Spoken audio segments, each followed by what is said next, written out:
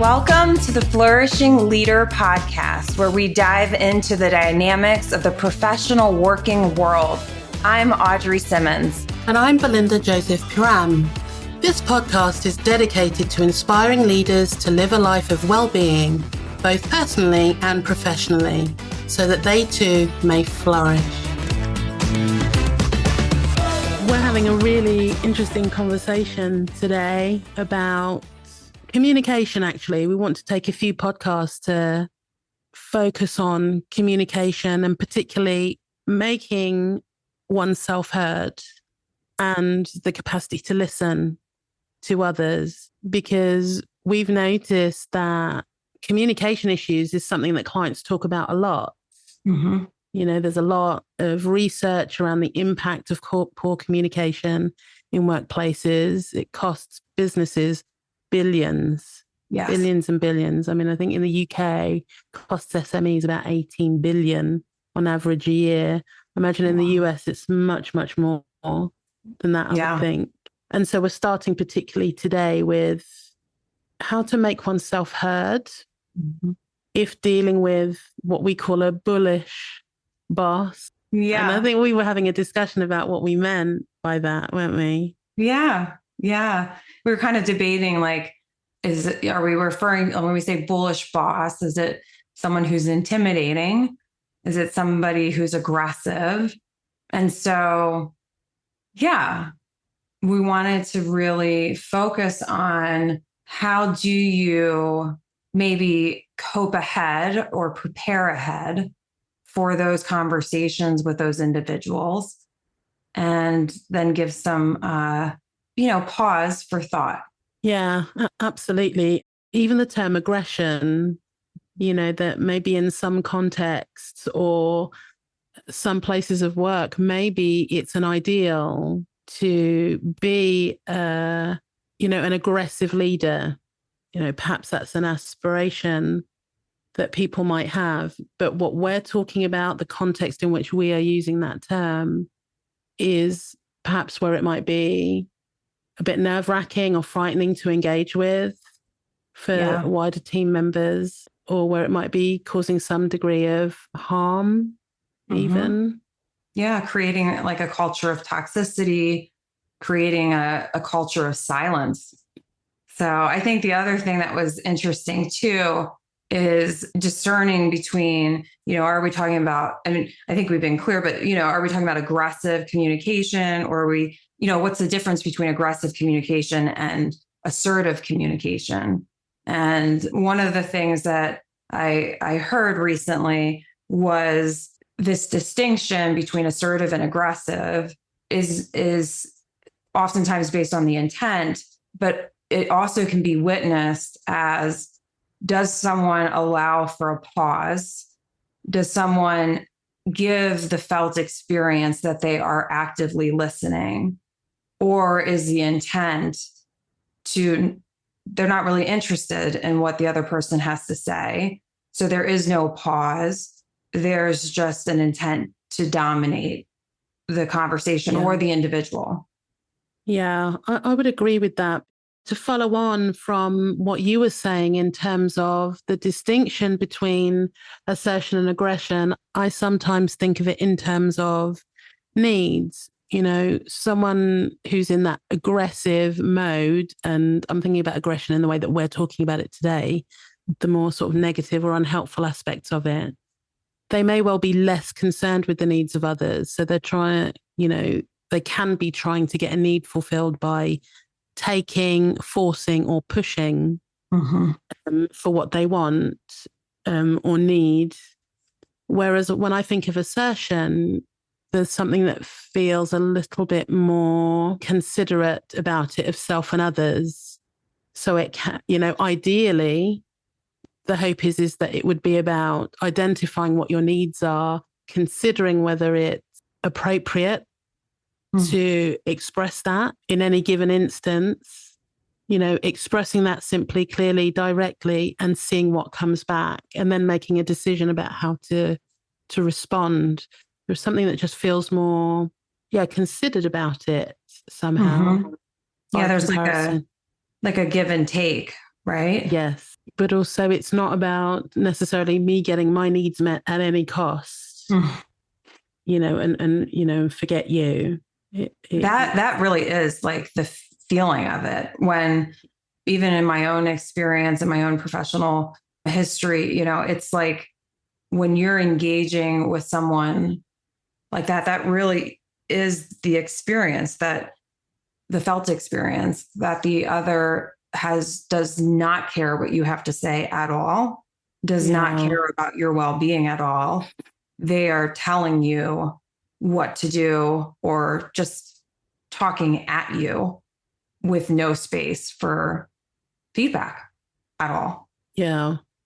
And it feels terrible, doesn't it? I mean, I don't know if you've had the experience of, being led by a leader or where they're behaving in that way. Mm-hmm. But it can be really demoralizing. It can do quite a bit of harm, I think, to a team if it persists as well. It just can have such an impact on mental health and well-being and outlook on things. It's a real bummer, to put it simply. It is. I mean, when I think back to the leaders who I have experienced, like leader to leader, right? I'm in a leadership position, they're in a leadership position, I'm reporting to them.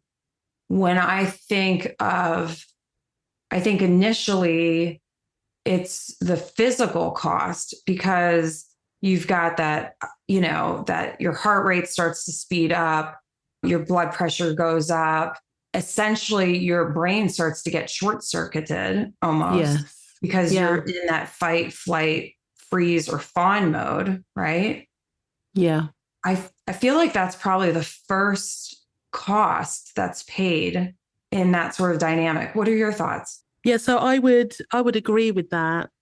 I think it's really important, I think, to have an awareness of where we are in terms of our stress response. And that can sometimes be being triggered long before we even know what's happening. It may take a series of instances before we start to notice, I feel like my heart's beating out of my chest, or my mind goes blank when this person acts in this way, or I feel really nervous, or I get the sweaty palms, or whatever it is, Even nausea. I mean, I've heard clients talk about, oh my gosh, when I am on my way to work, I feel sick to my stomach.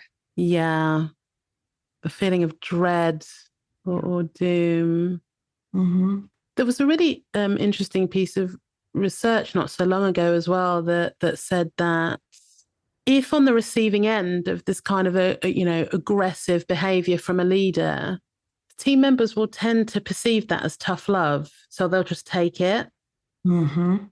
So people can be in that for a long while, having that stress response triggered over and over and over and over and over, initially rationalizing it as tough love, Mm-hmm. But it's not tough love. Like, it's not okay in some of these instances, Absolutely. I mean, when we think about the results, initially, it can seem like, oh, this aggressive leader is getting things done because it sends the other leaders on the team kind of in a tizzy.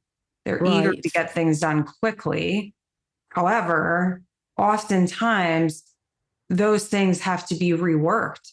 The work has to be done again because it was done too quickly. There were certain elements that weren't taken into consideration. And there's this loss of time, loss of energy. And you don't get the best ideas when you're in a panic. No. And I think too, like the intention behind the work shifts. It shifts from being mission-based to pleasing an individual or staying off the radar of the individual, as opposed to showing up in your best or with your best self, with your best ideas. there can be this idea of, oh, this leader's such a go-getter and gets things done. And meanwhile, it's just making people's life a misery. Yeah. Frightening people. There's a lot of hours spent at work. I think on average, 90,000 in a lifetime.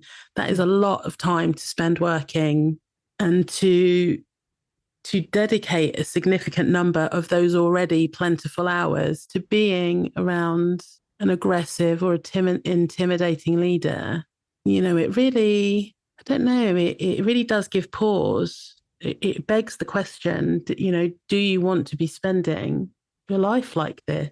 But I also think there's an opportunity maybe for any leaders who are listening to our conversation on this to consider, are you somebody that leads in this way? And I'm asking the question not in terms of sort of blaming people, but more to, sometimes people are in leadership positions and they're not adequately supported in those, or they haven't been properly trained in those, or maybe they've been led by leaders who behaved in that way and they emulate that.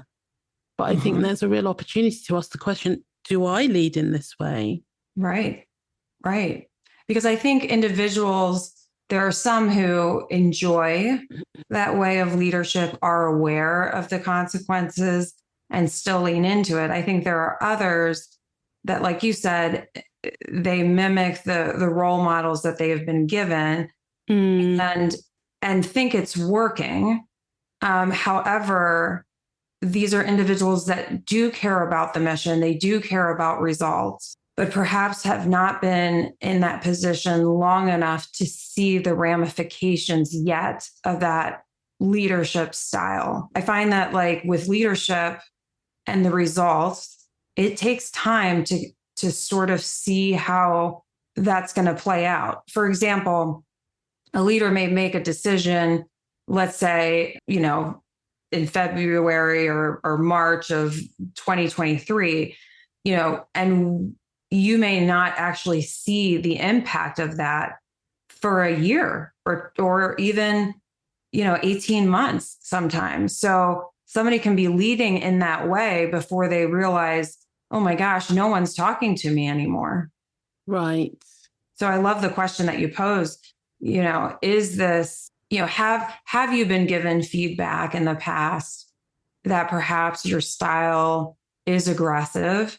Was that given to you by somebody that you trusted? Because we all know that people can give us feedback and it's not really meant for our best interest. You could be an assertive leader and somebody could say, oh, you're being aggressive, and maybe they just want to be left off the hook, so to speak.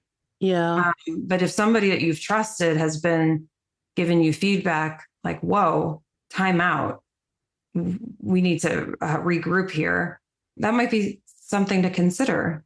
Yeah, I think you're absolutely right, Audrey, because it the thought that crossed my mind is like, there's a real opportunity, I think, in a lot of places of work to consider psychological safety.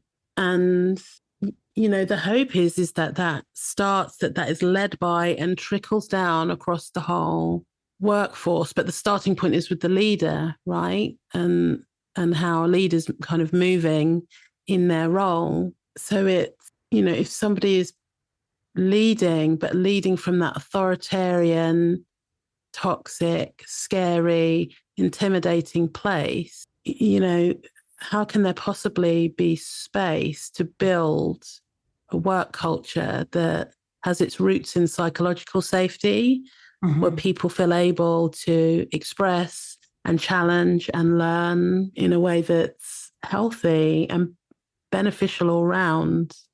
Yeah.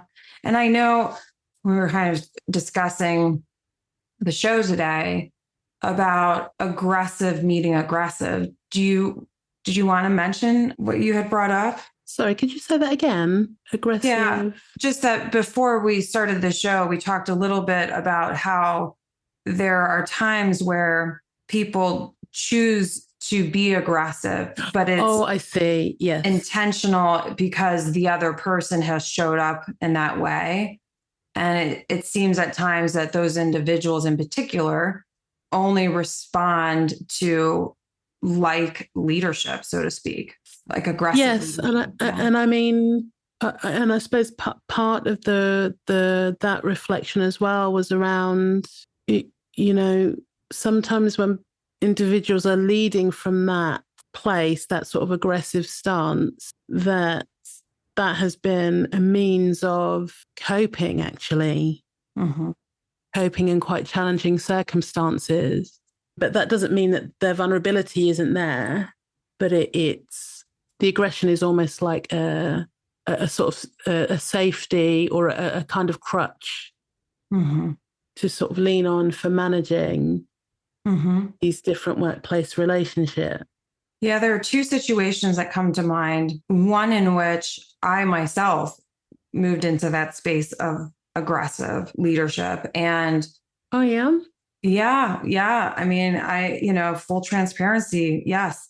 One, in fact, to this day, I have much regret over it. And I will say that even ended up sending an apology card to this person's spouse because the interaction had gone so south that the individual was very dysregulated. And I know without a doubt that impacted their evening, and it had to have impacted their family. And right. I have always led with always and never, right? We got to be careful with those words, but my intention has been to take care not only of those individuals, those leaders that reported to me, but also their families, because if their families are not taken care of, they're not going to show up as their best selves.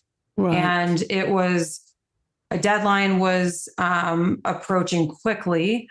I had opened up a file and did not see the data I was expecting to see, called the individual and was in upset, to say the least. And I would say I was aggressive in demanding answers to why I wasn't seeing the data there. Like it looked like it hadn't been inputted. And I know that I was coming from a place of fear, the fear of missing the deadline, the fear of not being able to protect my team from scrutiny that would have resulted in this report not being submitted on time.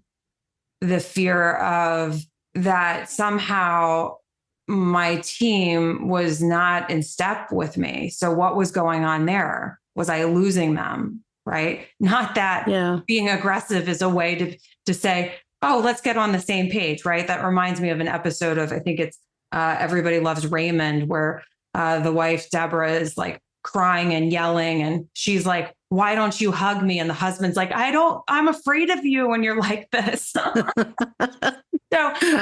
not a good strategy, right? But full transparency, that happened. And it came from a place of me being afraid, primarily it was for my team. Like I was afraid for them. And then I was afraid for myself too. And in the moment, the phone call did end with many apologies, right? But I recognized the damage had been done. I had taken this person from a place of them being centered to a place where they were not centered, to say the least. Yeah. And followed it up the next day to clean it up, to say, listen, moving forward, I am committed to that not happening again. That is not who I'm committed to being. And I want you to know that you can count on me to hold myself accountable. And I give you permission to hold me accountable too. If you need to, slam your hand on the desk to say enough, I will receive that. And I owe you and your family an apology. And I remember her saying that her spouse was so surprised to receive this card and that it made such a difference for them. So I wanted to bring that up because I think given the right circumstances, we all can move into that space potentially. It's those individuals that stay in that space all the time because they think fear is power, like creating fear is power. But I just wanted that was one situation that came to mind. And I have another one, but I wanted to pause for a second and see what thoughts you have, if I've scared you, Belinda, because I've admitted. No, not at all. Well, actually, what crossed my mind is I thought, that there's something really beautiful and healing about what you've described, because, it's just so impressive that in that instance, you were able to own it. And it seems to me that goes a long way, even in leadership, being able to say, I could have done that differently, or that wasn't my intention, or sorry, I'll do things differently going forward. I don't know. I think that's phenomenal. And I can hear that from what you're describing, that there was this really positive outcome with that. It's inevitable in leadership. I've certainly had my moments when I was a leader in the past where, there were things I didn't get right, or didn't do things the way in which I had hoped, or maybe had done things and it was initially outside my awareness until someone brought it to my awareness.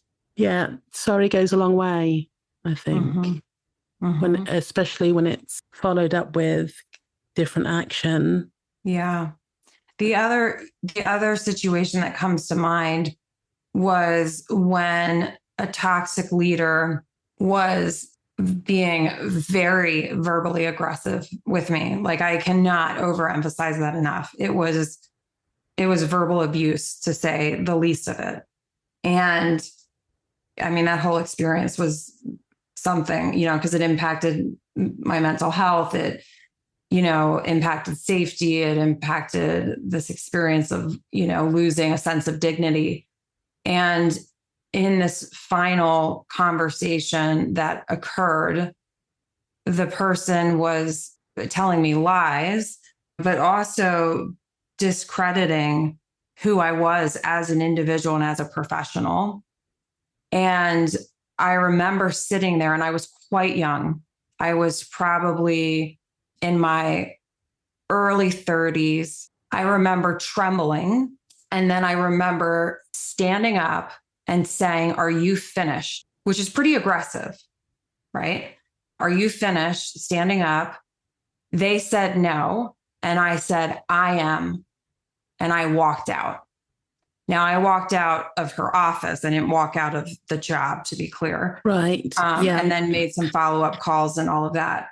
But to be that situation where you are being met with utter toxicity, lies, pure aggressiveness that is meant to harm you, I believe, and I'd love to hear your thoughts, is I believe there are times you do have to meet that type of aggression with an aggressive response. Like, I was not interested in hearing what else there was to be said. I was not going to stay in that space. I was done. 100%. Yeah. And I think the art is in knowing which is appropriate for which situation. But, I think it's reasonable not to expect to be abused in your place of work. And I certainly think it's okay to remove yourself from that situation if that's happening. The Flourishing Leader podcast has two sponsors, Team of Greats, LLC, and Eudaimonic Therapy and Coaching. Our first sponsor, Eudaimonic Therapy and Coaching, provides psychotherapy for people struggling with stress, anxiety, and depression. Also on offer is executive coaching for leaders experiencing stress, burnout, and other well-being issues blocking personal effectiveness. For information or to book a free consultation, please visit www.eudaimonic.co.uk. That's www.eudaimonic.co.uk. Our second sponsor is Team of Greats. Team of Greats is a coaching company partnering with professionals around the world, including those with ADHD or ADHD-like characteristics, offering individual leadership coaching, team coaching, and mindfulness courses. For more information, reach out to www.teamofgreats, that's teamofgreats.com. teamofgreats.com. One of the things that struck me in what you were describing, because some of the people that I've come across over the years, or some different clients I've worked with over the years, some of them have trauma histories. And that kind of situation for somebody with a trauma history can potentially be, there's something really interesting in you describing the trembling, it can be so scary and so terrifying, and it can prompt people to go back to those places of powerlessness, where they're really feeling their powerlessness, that someone in a position of power or authority is being aggressive towards them, and that they can sometimes revert back. And all of the kind of stress response that we were talking about earlier, that can be activated. Mm-hmm. But it is possible to learn to regulate oneself in those moments and to remove yourself from those situations. Now, I'm not saying that what you experienced was trauma, Audrey, but I think it was. It's It was very uncomfortable. And in fact, it was a result of me approaching this boss to have a discussion about, I would really appreciate if these miswritten emails that say I've done something that I haven't done, if they could stop, because it's not helpful. And that was the response I got, was full-blown absolute aggression. And the other thing that comes to mind too is, and I probably won't get this quote right, but I think about this quote that I read a long time ago, that even if your voice trembles, speak your truth. And that has gotten me through some really tight spaces. Yeah. Like when you say, like, how do you get out of that space? I think too, like having short things to say, like, are you finished? Changing your posture, going from seated to standing, to sort of let your body know, like, you're taking action, shifted the space a little bit. Yeah. And also I think there's something about giving yourself permission to not necessarily get it correct, because I don't know about you, but there have been some instances I've been in where after the fact, I'm like, oh yeah, and I should have said this. And when they said that, I should have said this. And this should have happened. And then it's a whole conversation in my head about, what a tough nut I should have been in that particular situation. But sometimes if the best you can do is be like, no, and leave, fine. You know, that there's always the opportunity to go back afterwards and be like, well, okay, I wasn't quite able in the moment, but actually having reflected on this, A, B, C, D, and E. Yeah. Maybe there's an opportunity for being articulate at a later time. Yes, I love that, because ultimately you, in many ways, are responsible for what you allow yourself to be exposed to. Now, not ultimately, okay? I know that statement can be taken out of context and be just completely incorrect. Right. However, when we're talking about a professional setting, and even at times that, may not resonate all the time, but the majority of the time, I do believe that you are a co-participant in what you tolerate. Yeah. Right? Yeah. I say that gently because I know that can not feel great to some folks, I'm sure. I think if I was hearing this for the first time, I'd be like, but you don't understand my bullish boss. Yeah. But you're so correct. Like, we can say no and walk out and then come back and be more articulate. Yeah. I love that. Permission to not get it right. Yes. Because otherwise it becomes, you're, as you described really beautifully earlier, I mean, your brain's just not able to, if you're in that heightened state, in that stress response, you're not coming out with long, beautiful sentences at that point. Your brain's probably a little scrambled at that point. So if no is all you can manage, or even just getting up and leaving, is all that you can manage. If that's all that you're able to do at the time, that's plenty. Yeah, I think too, like with that situation, the mental health cost was tremendous because I stayed too long in that conversation. Right. Really, I stayed too long because those words echoed in my head for a very long time. And thank goodness for, I've always been one to surround myself with excellent people, and thank God I had that support because, man, we're hard enough on ourselves, but to add somebody else's toxic words just can really spin you out. Yeah. It can actually, contribute to you making more mistakes. And like we talked about earlier, just short circuiting your brain. And then the impact of, even like you mentioned, Belinda, reflecting on the conversation and going over it over and over again, right? Like that almost, kind of planning for the next time and saying how you would have done things differently, and all that energy and time that's spent doing that wears on you. Our energy is finite. Yeah. Yeah. And so I know that we've been reflecting on the cost of dealing with a boss like this, or even maybe being a boss like this. Mm-hmm. And so I'm wondering then, what are the key things to hold in mind in terms of responding to this, like being heard with somebody like this? Mm-hmm. Well, I love us talking about just the short responses, right? Like maybe starting from like a worst case scenario, like all you can muster up is standing up, right?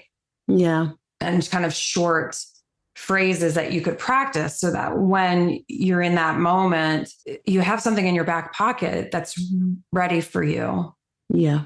Like, no, are you finished? Even, if you do have it in you to say, thank you for your feedback. You were heard, and I will think about this feedback and I will decide what to do with it. Because then in that essence, there's like a reclaiming of and a setting of a boundary, right? That, yes. Yeah, you've been heard. I got it. And I will decide what I'm going to do with this. Just because you said it doesn't mean I'm in agreement. Just because I heard it, I'm not in agreement necessarily, nor does that mean I'm going to do anything with this. Yeah, I think it's a wonderful way of kind of retaining your own power and agency as well. Mm-hmm. Kind of protecting that.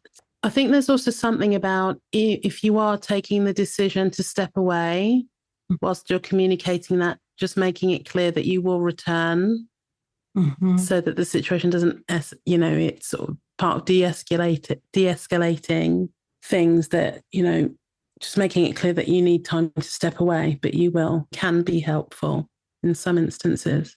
I was just pausing to think about like different hand signals that can be used to communicate that when perhaps somebody's not able to articulate, if it's like no, and, putting your hand, like your palm up, not above. Like a stop gesture. Yes. Not having the arm fully extended. Oh, go ahead. Sorry, Belinda, go right ahead.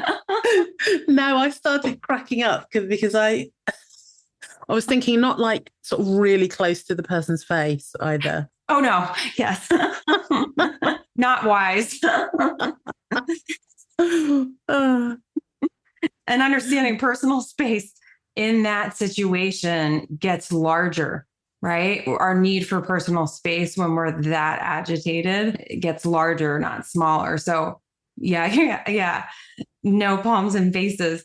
I think a good rule of thumb, if you will, is making sure, your arm's not fully extended and making sure it's not above your shoulders. Yes.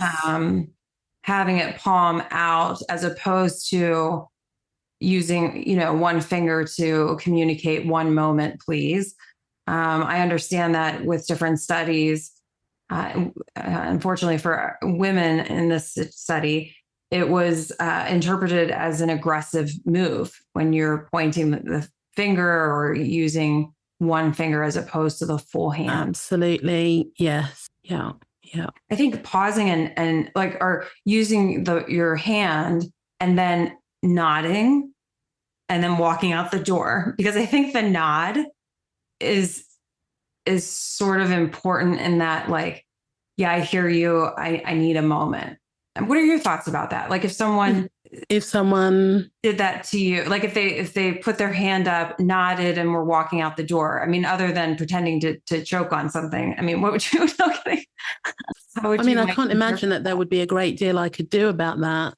Right. At that stage, if we're having a conversation and it feels like a conflict, or a difference of opinion or something is happening.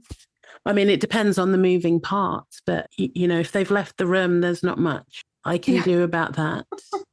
And that's the helpful thing about it, I think, just being able to leave the room. And I think it's really important to make I statements before that happens as well, and to try as much as possible to omit the term you, if possible. Pointing a finger coupled with the word you, can sometimes be perceived as an attack. And what that can result in is the other person defending against that perceived attack. When we're talking in I statements, I think, I might just take a moment. That tends to be also less debatable. Correct. I can tell you how I feel, but you can't tell me how I feel. So I statements can be really helpful at that point as well.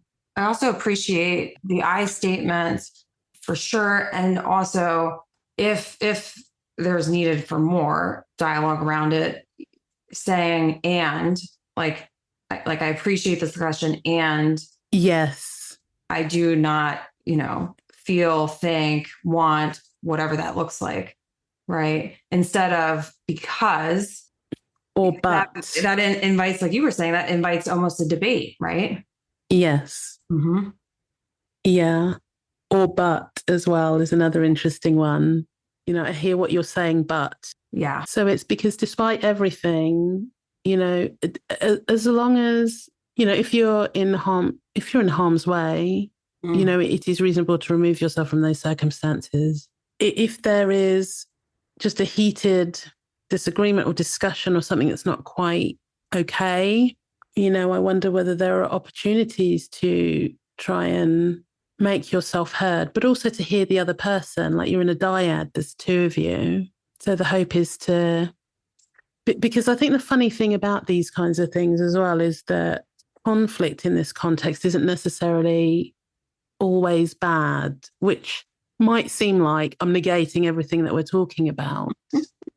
But, conflict is a healthy part of relationships. There's a lot of benefit that can come from it in terms of growing an awareness about other people. It can solidify relationships as long as there's been some sort of repair around the rupture. Oh, I love that. Belinda. Repair around the rupture. Yeah, definitely. Conflict definitely strengthens teams, and it also protects, it just helps people reach the best decision or see the best choices or options available to them.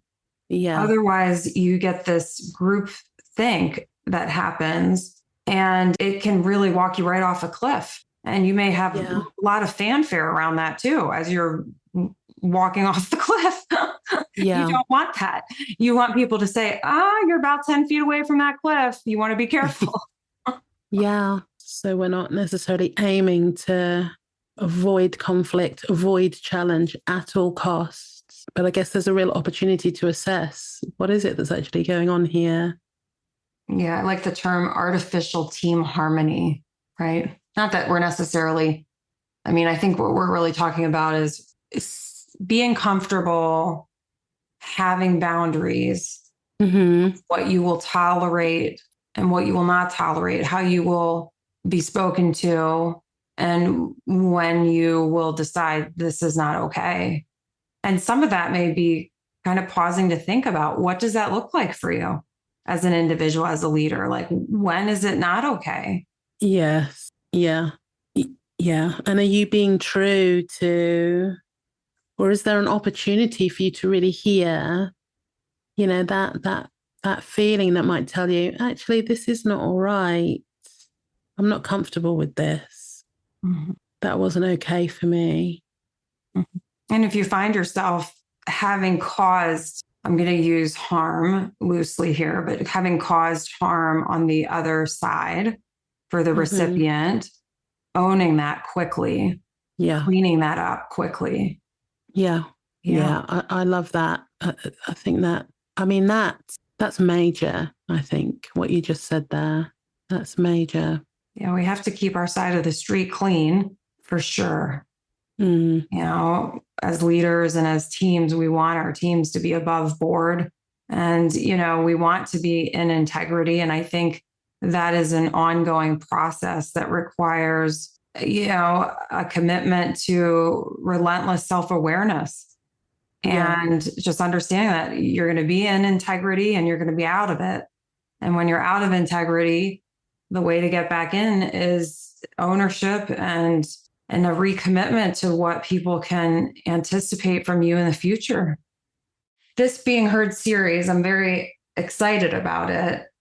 Yeah. I love the idea of the different aspects. I don't know if, do we want to do a teaser for our listeners? Oh, so some of the things that we're going to be covering in this series. Well, one of the things that we wanted to talk about next was about leaders giving feedback to high performers. So, how is it that leaders might handle members of their staff team who are also themselves leaders and driven, ambitious, that maybe don't want to be highly capable?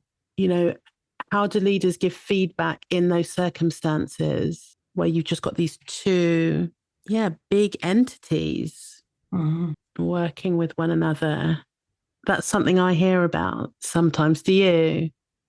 Yes. I mean, I think, and I would love to hear from our listeners. We would love to hear from you. Send us some emails if you agree. But, I think the two most challenging conversations to have are one with, a bullish boss, and the next one may seem like the sheer opposite. And in many ways it is, but it can be very challenging to sit with a high performer that the last thing you want to do is, demotivate them. The last thing you want them to do is to be hurt at all. You just need this one thing to be tweaked, right? And how do you approach that? Yeah. Yeah. So I'm really looking forward to that conversation. That'll be a really interesting one, I think. Yeah. Yeah. I think it'll be great.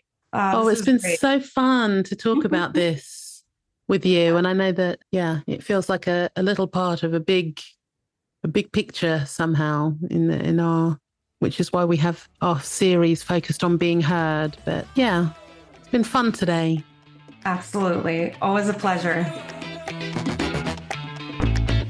Thanks for listening to the Flourishing Leader Podcast. We would love to hear directly from you. Please reach out to us by emailing contact@theflourishingleaderpodcast.com. As we all know, supporting what you enjoy by taking action matters. If you enjoyed today's show, please make sure you subscribe to our podcast on your favorite podcast app and leave us a review. You can also find us on Facebook, X, Instagram, TikTok, YouTube, and LinkedIn. Thank you again for listening in. We look forward to hearing from you. Until next time, take good care of yourself.